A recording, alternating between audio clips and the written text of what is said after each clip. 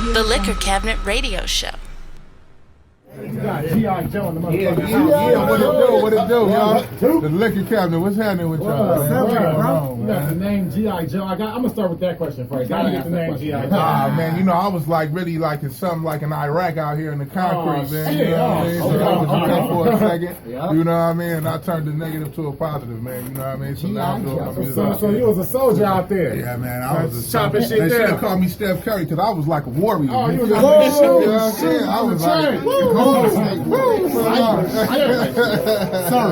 think that definitely. Nah, I'm just fucking with y'all, man. Shots fired. Yeah. Shots fired, you know what I'm saying? All right, man. So we on the Liquor Cabinet Radio Show, man. Liquor Cabinet, what's going on? I gotta say, Google, man, you know what I'm saying? Been trying to get you here for years already. Yeah. We've only been doing the show for a couple months, but we're trying to get you here for a couple years. Yeah. I felt it. We gotta get the whole thing. We gotta get G.I. Joe up in this motherfucker. He was like, G.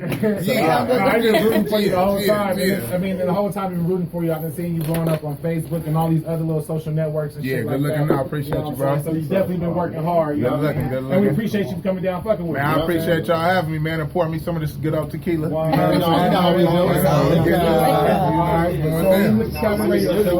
thought y'all was sober up in here, but I thought y'all just been in the liquor cabinet. Y'all was sober. Over there sipping water and shit. I got three cups, nigga, so I'm sipping drink. He got water and water. His water got ingredients on me. And I'm not smoking in the studio. We're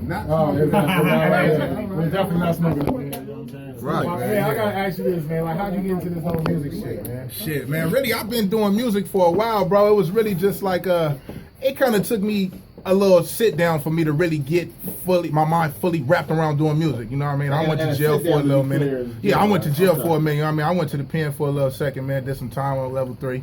You know what I mean? And got my mind right up there. You know what I'm saying? Got focused and shit. And I was like, you know, I got to find a way to get this big bankroll, but without doing the shit that I was doing, though. You know what I mean? So I had to finesse my grind, you know, and I came home and, you know, Nip put me in a position of power, and I, you know, got blessed with doing some shit on Only in Case, you know, mailbox money. So I kind of took off from right there.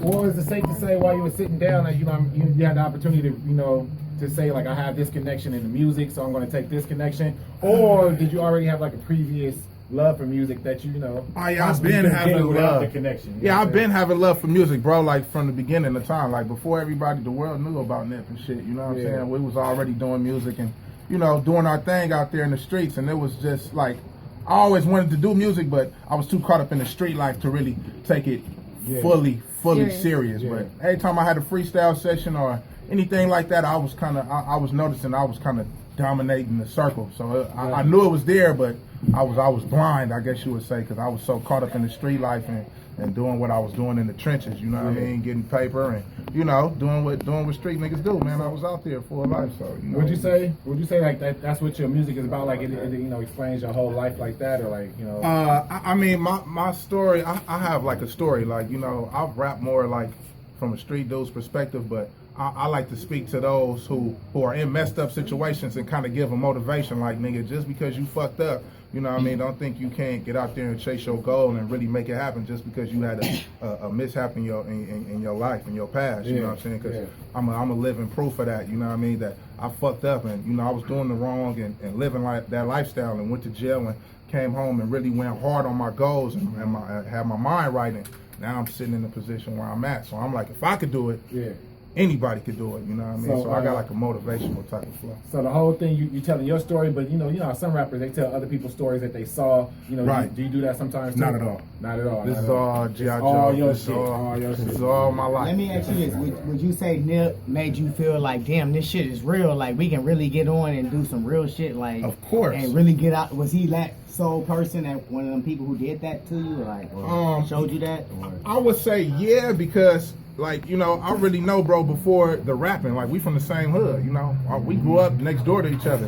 Babies, 5, 6, before that, you know what I mean? So we was already dogs, you know what I mean? Riding BMXs down the bike to riding Beamers and Benzes down the same block, you know what I mean? So we was always cool, you know, but me actually, it's different to know about a person and actually know a person. Like, I know about Snoop Dogg, he made it in the rap game. But I know Nipsey Hussle, you know, like, that's my bro. You know the whole shit. I know that's my brother, you know what I mean? That's my dog right there. So for me to actually see him evolve into what he became and what he's become and what he's still growing into, it was like, damn, if bro could do it, shit, why I can't do it? We both was out here doing what we was doing, you know what I mean, in the streets, you know. So it was like, shit, if he can make the transition, I can make the transition. I was there. So because he has a certain work ethic. Do you like have that type of drive? Most like, definitely. Your drive I is got on a that cold level, drive. I got a cold drive, bro. Like, came home, shit, I already done dropped 3 mixtapes already. You know what I mean? I've been smashing, bro. Like, all right, so I gotta ask you this. All right, so I can assume, you know, it may not be true, but I can assume maybe Nip was one of your inspirations, and then also sitting down, you know what I'm saying, you know, reflecting your life, so you may be your own inspiration. But are there any other artists that you listen to or some shit like that, or you see them like, nigga, I gotta go hard, or they inspire me to do my shit, you know what I mean? Definitely Boosie Badass. Boosie, okay. Boosie Badass, you know, that was another nigga I was like, before he went to jail, I was already feeling it, you know what I mean? And I was like, damn, this nigga real street nigga, he talking that shit. You know what I mean? He talking that talk, man. So it was like, Boosie was definitely an early inspiration. Webby at a point in time was too. Right. Earlier. I mean, I still fuck with Webby, but you know, he kind of like, he ain't all the way there. Tell me what you know about me. W-E-B. That nigga gassing back then. Yeah, that was that Webby. You think it's drugs and he got hit? I think he just kind of got complacent in the situation a little bit. He always like that. Maybe he just don't know Webby. You know what I'm saying? Right, real shit. My personal input is I think he just kind of got, you know, once you get to a certain level in life, you know, you accumulated. That was maybe that was his success. He was like, shit, the world know me. My bankroll fat. Webby had a lot of key people taken away from him. Like when Pimp C died and Boosie going to jail, Webby had a lot of support that he used to have that motivated him. He lost a lot of that, so he probably lost his way for a little bit. That's real shit. That's real shit too. That's real. So you got 3 projects since you came home. That's what you've done so far, right?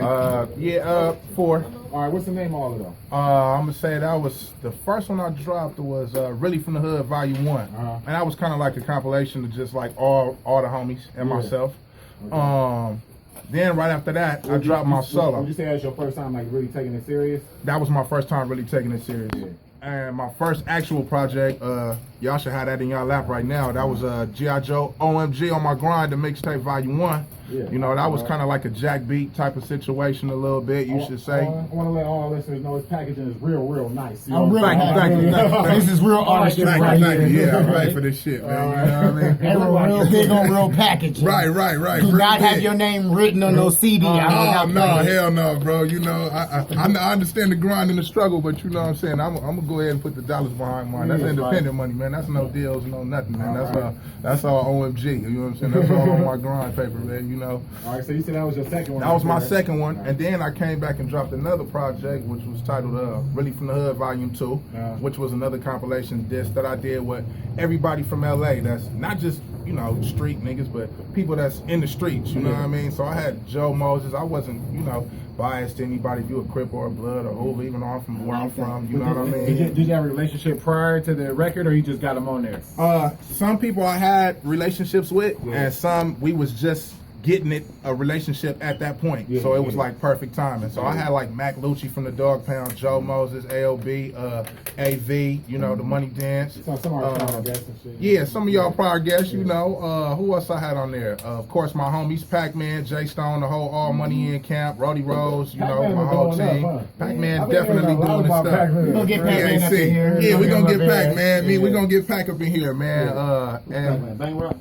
No, not that one. Well, I had him on there too, though. I had him on there too, but I had Pac-Man the Gunman on there. You know, but I had all of them on there though. Let me ask you a question. I saw a picture not too long ago, and it was Nip and Joe Moses, and that was a very symbolic picture. If you come from Cali and you from right, and so like what? Tell me what that picture meant. Like just going out there, like how it meant to you and what it meant to the people who know exactly what that picture means. Well, I really didn't see the picture, but you know, I was at the show, so I kind of got an understanding of it. Because of the two hoods, like it's two rivals that have a long history. They like real rivals right there. Yeah, real rivals. And I talk to Google Man all the time. I was like, damn, nigga, when we see shit like that, that's big. That's big for the city. Dude, that's like niggas don't know. That's crazy. They got two big rappers from their hood, though. Yeah, real shit. I never thought about that. I think it was a dope move on both of their hands as being businessmen and being grown men. You know, you gotta like the homie Joe Mo said, man, you gotta show some growth with this shit, man. man. We all came from that, and we was all a part of that. We are where we from. I'm from 60s, you know what I mean?